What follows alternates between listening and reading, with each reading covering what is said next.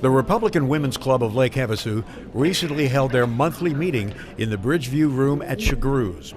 October's guest speaker, Dan Doyle, on the subject of Proposition 205, to legalize the recreational sale and use of marijuana. The second thing I think is very important is I'm not here representing Lake Havasu City, the police department in any way, shape, or form. I'm here on my own time as a resident of Lake Havasu City as well as a resident of the state.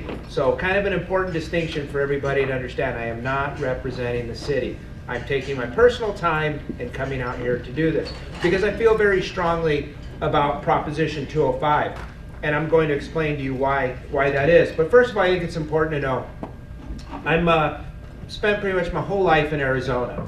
I grew up down in southern Arizona, small town, very similar to what Havasu was when I first came here. But I enlisted in the Marine Corps and traveled around and did the things that Marine Corps does. And when I got out, I had come up to visit Lake Havasu City 28 years ago with my dad, who was an engineer, and they had a conference up here at the actually at the London Bridge Resort. And I came up with them, and we spent 3 days here. And I thought, just wow, Havasu's a really neat place. And I went back to Tucson at the time, and I happened to be looking in the Arizona Republic, and I saw an advertisement for police officer. I thought, what a neat place to live until I figure out what I want to do. And that was 28 years ago. I came here. I've never left. My brother followed me here. My parents followed me here. I met my wife here, who's from Havasu. She went to school here. Her family's here. Since then, I've got two sons that are born and raised. They're 16 and 12. So I'm very vested in Lake Havasu City. When the time comes for me to retire, I'm not retiring and moving somewhere. I am retiring and staying right here in Lake Havasu. I have no desire to live anywhere else. This is my home. And that is the reason why when things like this come up, I feel very strongly about it, because not just for the state, but for our community, I want to ensure that our community stays as a safe and beautiful community that it is now. I wanted it to be that way in 30 and 40 years when I'm still living here. Hopefully, I'm still around. Hopefully, nothing bad happens to me. But Proposition 205. Now, the other thing I want to tell you is I'm not talking about medical marijuana. I'm not getting into the existing laws. And I will tell you that just like everybody else, we all know somebody that's dealt with cancer, that has gone through that process. And I can tell you, if I had a spouse, family member, child that was suffering, I would move heaven and earth to try to ease their suffering. So I'm not here to talk about medical marijuana. And in fact, some of you that may be pro-legalization of marijuana, that's okay. I probably am not going to convince you otherwise. But what I think I can convince you is that even people that are pro-legalization of marijuana can look at this initiative and say, this is not a good initiative for the state. So that's what I'm going to get into. Now I'm going to give you 5 reasons that I think that you should oppose Proposition 205. The number one reason being the potent marijuana edibles that will be available to not just adults, but to children. And here's my concern with these edibles, is if you go online, and you can do that this afternoon whenever you get, plug in and take a look at what these marijuana edibles look like. They have gummy bear marijuana edibles. Okay, what they're doing is they're extracting THC from the marijuana. They have many extraction processes, and they create these candies. Now, these are candies that you can put regular gummy bears in one hand, marijuana gummy bears in another hand. You are not going to be able to tell the difference. And certainly a child that sees these is not going to be able to tell a difference nor care. If you have some gummy bears out on a counter, is a child going to take a look at those gummy bears and say, I wonder if these are marijuana gummy bears? No, they're not. Now, and here's the problem. One of the things that marijuana legalization we'll talk about is, well, you know what, hey, come on, when you were young, you smoked marijuana and you turned out okay. I mean, how many people in here are avid smokers of marijuana? I'm just kidding, you don't have to ask that question. We're taking notes. Here's the way this works, is maybe back in the day and your generation, say maybe 40s, 50s, and up. Back in the day, you maybe in high school you smoked marijuana, and you said, hey, I smoked some marijuana when I was in high school, and I turned out okay. All right? Well, we're talking about a different marijuana than what you were seeing 30, 40 years ago. We're not talking about the same marijuana. We're talking a difference of potency levels, which is the THC content in marijuana from 0.2% all the way up 30 to 60% potency when they're extracting this stuff. Okay, so the difference would be like kind of taking a 200 milligram aspirin tablet or taking a 20,000 milligram aspirin tablet. Those are the type of differences that you can see in the level of potency when you extract the THC and the marijuana oil out of the marijuana plant. And they are constantly working on this to bring the potency level higher. And then when you put it into an edible,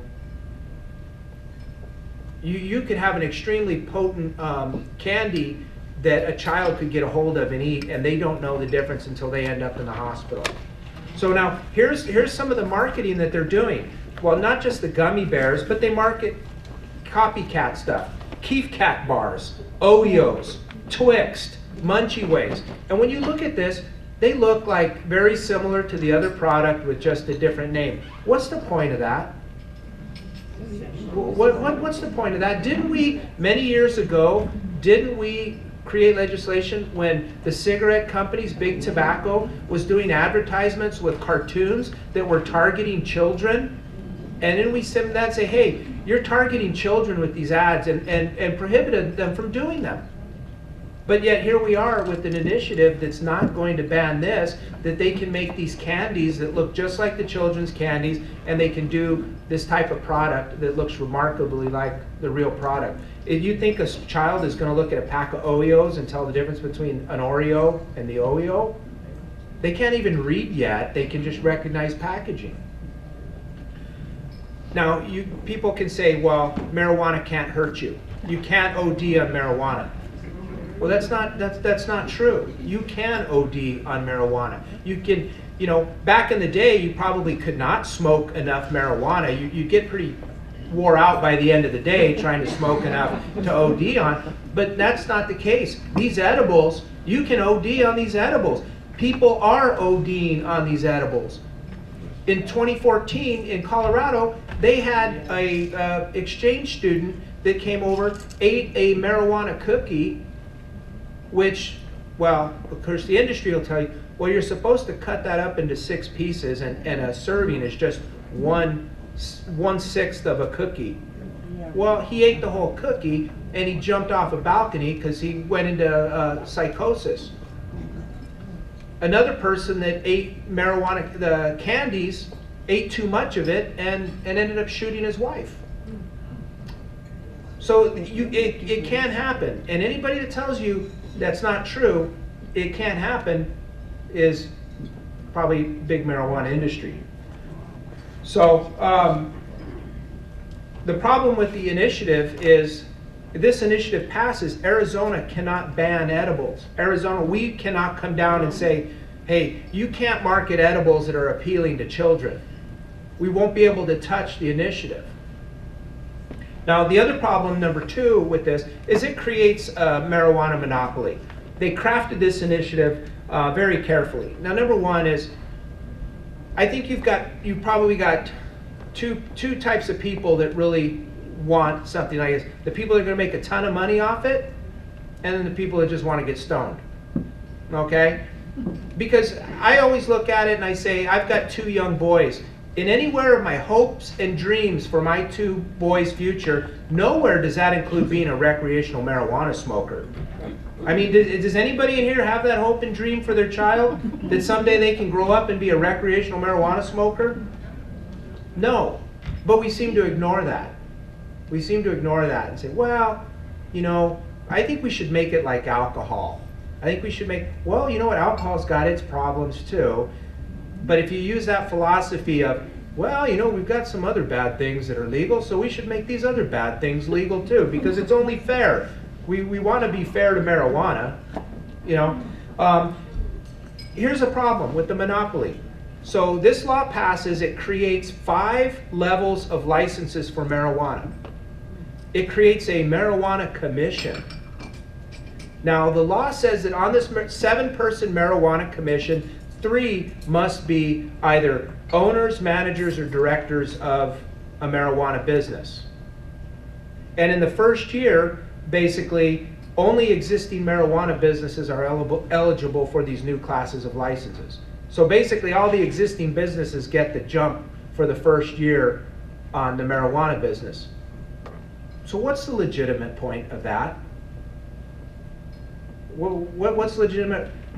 Because the big business that's pushing it are the ones that are going to make all the money, and they've crafted the initiative to benefit themselves.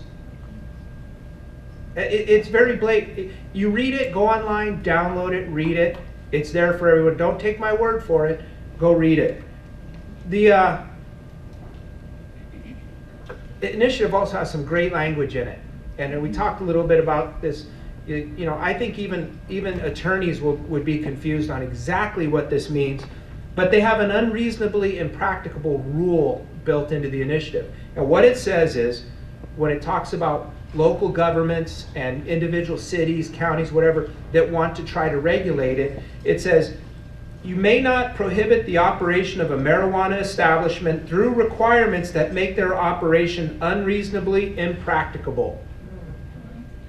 So what does that mean? Okay, so take for example, you own a local business here in town. You've got to abide by zoning, you've got to abide by city ordinances, you've got to, you just have to, right? Any local ordinance they pass. Well, if this initiative passes and becomes law, now if you're a marijuana business, you can say, hey, you have created an ordinance, or you've created a zoning issue, whatever it is, but it is making my operation unreasonably impracticable. You are affecting my operation, and the law says you can't do that.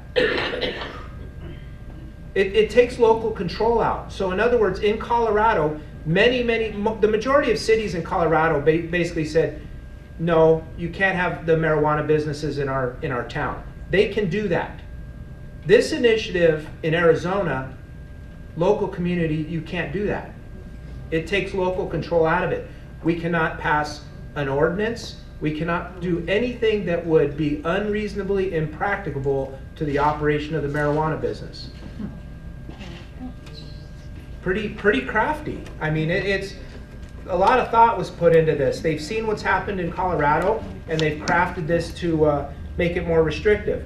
The other thing is number 3 reason is you got 20 pages more of new law that are just protecting big industry. Like I said, limiting local control. You know, landlords, you're not going to be able to, basically you can prohibit smoking, but you can't prohibit the other things that come along with marijuana in your rental. The only thing you could say is, well, you can't smoke. You can't smoke cigarettes, you can't smoke marijuana. Okay? You can have pot shops outside of 500 feet of school. So 500 feet down the road from the school, you can have a marijuana shop. How do you discipline workers that are under the influence of marijuana? Because the initiative also states, a person may not be penalized by this state for an action taken while under the influence of marijuana or a marijuana product solely because of the presence of metabolites or components of marijuana in the person's body, or urine, blood, saliva, hair, or any bodily fluids. Okay, so you can't say, hey, you've been smoking pot, your eyes are red, you reek of marijuana, but if you haven't done something wrong at work, I can't do anything about it. So in other words, right now, if I have a police officer show up at work and his eyes are bloodshot red and they reek of alcohol, we give him a breath test and go, you're under the influence of alcohol, you're out. But if this law, by the way you read this law, if the person next to them is sitting there reeking of marijuana and said, yeah, I just, go ahead and smoke one before I came in, what do you do with them? It creates a lot of ambiguity on how we're going to deal with this in the workplace. And the legislature can't amend or do anything with this initiative if it passes unless it furthers the purpose of the initiative. So Anybody here that's familiar with how laws are created? I know our senator here has just been down there seeing this. You know, it is truly like sausage with that analogy. You get down there, as these bills go through, a lot of things get passed, and then after they're in, they're constantly being changed because of all the unintended consequences. Everybody has a specific purpose of why they want a bill passed, but what they don't think about is all the unintended consequences. And then down the line, they're trying to fix these. Well, this specifically has language saying, no matter what the unintended consequences is, unless what you are doing furthers the purpose of the initiative, you can't amend it. Unless you have 3/4 of the vote. How many times do you get 3/4 of the vote? Virtually impossible. Virtually impossible. And marijuana, it also creates a lot of issues on DUIs. And that's something that a lot of experts are going back and forth on. How do you, basically alcohol, you know, we have a content that you're presumptive at 0.08. There's nothing for marijuana. There's nothing for marijuana. And because it has in law that we can't do anything about it just because it's present in your bloodstream. So, you know, unlike alcohol, you want to be treated like alcohol, except not like alcohol. Because I can have marijuana on board, but unless I crash into somebody, unless I kill somebody, unless I have something pretty significant, you can't do anything to me just because I'm high on marijuana and I'm in a car and in control of the car. Which is a step back from where we've got many years ago with trying to deal with drunk driving by passing the laws that we currently have. Now the final thing is a lot of people talk about Colorado. Colorado's not a success story. It's not a success story. It gets heralded as everything's great in Colorado. It's not. I met with one of their assistant attorney generals a couple months ago in Flagstaff, and some of their law enforcement people that head up task force and are dealing with it. On the law enforcement perspective, it's a mess. From the legislature standpoint, it's a mess. They're constantly dealing with this and trying to, all the unintended consequences that have come up. And guess what? Colorado's, their youth, the teen use of marijuana is now leading the country. And that's a fact. But you know what? We want to legalize marijuana, but we want to keep it to adults, and we don't want to get it in the hands of the youth. You know, well, that doesn't work. That doesn't work, because what you're telling the teens is, hey, you got to wait till you're 21. Well, how does that work with alcohol? Okay, there's no benefit to our youth. There's no benefit to anybody to the level THC content that we're seeing. It doesn't benefit you. It doesn't make your life any better. It's not going to help you. And it's certainly not going to stay out of the hands of our youth. Colorado, their citizens 26 years of age and older, they're 103% higher than the national average for people 26 years of age and older that use marijuana. 103% higher than the national average. The thing that scares me is just the fact that the youth has gone up so high. So it's not staying out of the hands of their youth. That's not working. I thought most interesting is they actually, Colorado has a director of marijuana coordination. Isn't that some job to have? And his own statement said that most of the money from the marijuana is going to the costs of legalization.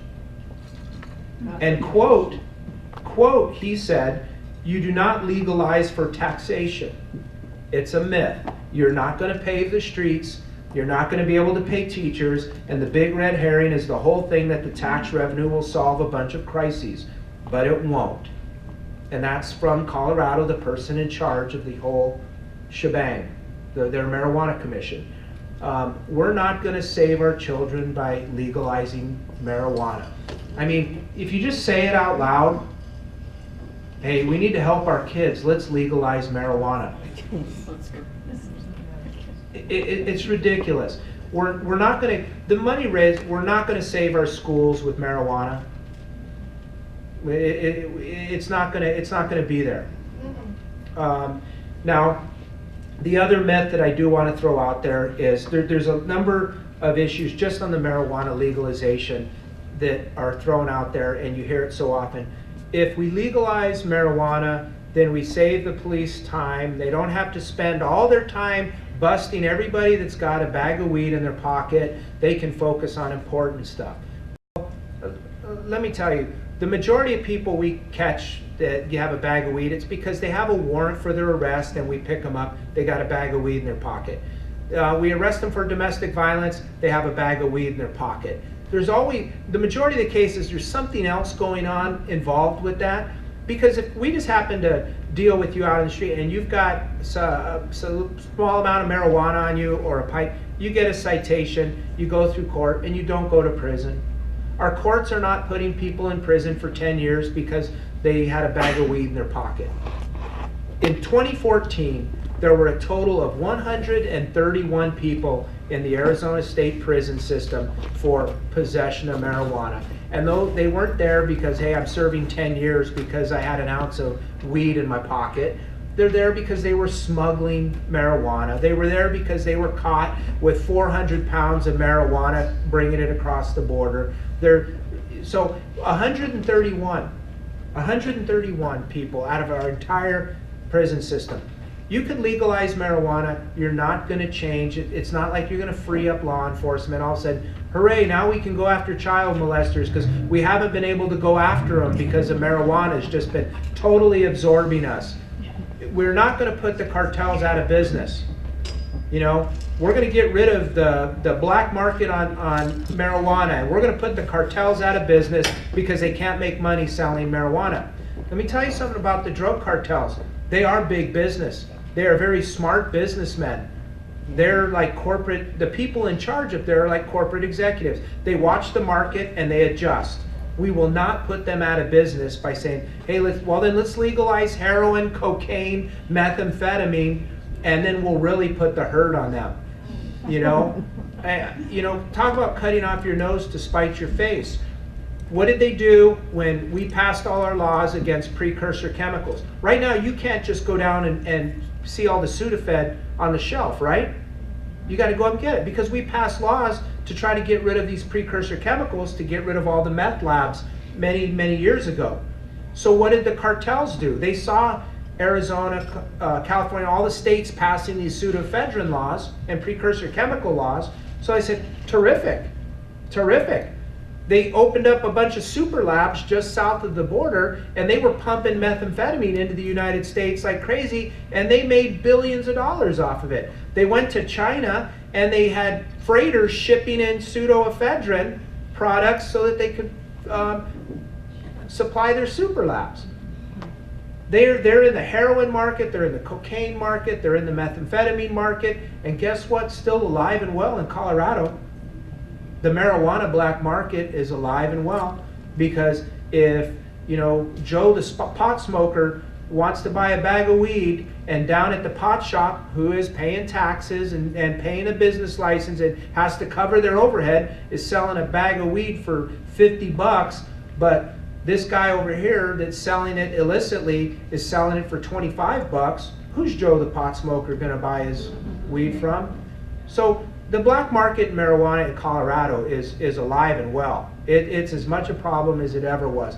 They are busting illegal pot fields left and right. They're still got the black market going. So some of these things are myths. We're not going to put a hurt on the Mexican drug cartels by legalizing marijuana. We're not going to free up the police to focus on other things. All right. The other issue that crops up is totally lost my train of thought here for a second. Well, you know what? I'll leave it at that because I do want to get to some questions. I know everybody's got to get out of here, and I do want to hit any questions that anybody might have. If I didn't cover something that you think is important, I just think that there are no pluses for this. There are no pluses for this. Even if you are a pro-marijuana legalization person, you'd have to look at this initiative and say this isn't. There's too much in this that has unintended consequences. That's not good. And there's a number of pro-legalization people that have come out against the initiative, saying this isn't a good deal. This isn't going to be good for the state. So with that, I will open it up to any questions that anybody has. Yes, ma'am. I have one that has nothing to do exactly with the legalization, but I happen to be in a position with a group of people where a gentleman lit up a cigarette, and because of the sweet smell, I could tell it was marijuana. Now, he was in a wheelchair and he probably needed it for pain, but I was getting high from it. Yeah. What is my recourse if in a situation like that? Other than moving, in which I couldn't do Well, with it. yeah, I mean, he could have been a marijuana card holder, Right. and it could have been medical. So if that's the case, though, they're still not supposed to be smoking it in public. So They're not. So no. I could ask him to not smoke it Yeah, if I yeah. can't move, which I could not do at that time. Yeah, they're Because I not was supposed to getting be. high from it, and I didn't like what it was doing to me. Yeah, it's still illegal. They're not illegal for them to smoke it in public places like that. Oh. Yeah, but first thing is, always when we contact someone, like do you have a marijuana? Are you a marijuana card holder? And if they are, then but you still can't smoke it. So go away from the crowd to smoke it. Well, you're not supposed to be doing it in public. So, I mean, if you're doing it for medical reasons, then, one would assume you would go home and smoke it when you need it or do what you need to do at home. But you can't sit you can't sit here at a table smoking marijuana because you're a marijuana card holder. Because now you're affecting everybody around you. Okay. Now, if you ever take a polygraph, you're going to have to say you got high. I got sick. All right. Yes. Not really a question, Dan, but just a statement. I worked across the river in Needles quite a bit for the court system. And when they did the medical marijuana legalization, Needles, California is 6 square miles. And in that 6 square miles were 4 medical marijuana clinics. And everybody's like, wow, are there that many ill people? But what we found out in serving a lot of papers and so on is 90% of the people that were getting their medical marijuana cards were all unemployed on the system, and the taxpayers were actually paying for their medical marijuana. And if you want to see if medical marijuana works in a community, just go across the river to Needles and see what's happened. They don't have a grocery store anymore. All the banks have closed. The schools, they're having to bus their children over to Fort Mojave. I mean, it has devastated the community worse than it was, but because of that, it wasn't for the people who were ill with cancer. It's once the buzz got around, this doctor will give you a medical marijuana card, this doctor will give you one. Everybody in the HUD housing has a medical marijuana card. Mm-hmm. Guarantee it, and the taxpayers are paying for it. Yeah, I mean, there's no doubt about it. There's big money in this. There's very big money. There's a lot of people making a lot of money off it. And again, I don't begrudge somebody that's got cancer, somebody that's got a serious debilitating issue, that if this helps you, okay, separate issue. But when you look at the total number of marijuana card holders, and the number one diagnosis, probably 90+% is chronic pain.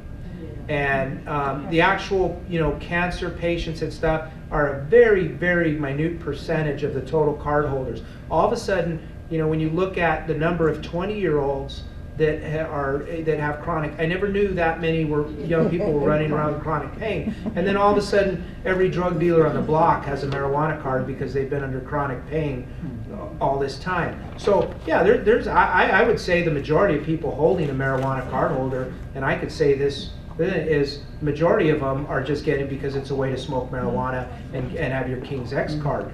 There are legitimate people that have legitimate issues that are trying to use it to relieve themselves of pain, and I don't begrudge them that. But there's also big money in that process also. Yes, ma'am. I met some people on Friday night, and they're from Colorado, and they were talking about what has happened there. Not only do all the young people smoke it, but their crime rate has tripled. You're afraid to walk down your nice little street that you could before, and you can't now. they have decided, let's try to knock it off, let's get rid of it, let's go back to where we were. And you know what? There's so many loopholes, they're told too bad. And the school, which was promised to get the money, didn't get a cent. But they cannot find a way of getting it back on people to vote, to get it out again, because there's too many loopholes. And that's a shame. I worked with Scouts for 40 years and all. And it's really bad when you see young people ruin their lives over something like this. And these kids are young, they're starting. They're 10 and 12 years old. And what message are we sending them? That's right. But you know what? With all, then let's do it here. You know, I mean, that's basically what we're getting is we have all the evidence we need, and yet we still have people that they want to do that here. Yeah, yeah. And some of these groups that are pushing it aren't from Arizona. The big money pushing it is not from Arizona. They're not Arizona residents. They're not Arizona natives. They haven't lived here, or they moved here, or they're bringing the business here, and they're going to come and they're going to tell you that, no, this is a good thing, you should do this. And it's like, but this isn't your community. No, but they're You know- showing commercials Well, sure. of children that do need the cannabis because of their cancers and that. And so we all And sit we've back got that and- taken care of. Yes. We've got That's right, medical that is marijuana covered. taken care of. But people don't look beyond that, so they're gonna say, we're gonna vote for it. I've heard people, and of course I argue against it, but they say, well, these kids have to have it. It's already there for them. Sure. Oh, and people just, no matter what the election is, whether it's people running for office or whether it's a legislative issue or it's an initiative, whatever, yeah, not surprising that they don't tell the truth and that they've putting out advertising that's not telling the truth. So I think it's just, the bottom line with this initiative is for Arizonans to decide, do we want this for Arizona? Do we think this is going to be good for Arizona? And my personal feeling as a, you know, long-term Arizonan is this is not good for our state. We do not need this in our state. So, again, all right. Well, thank you very much for having me.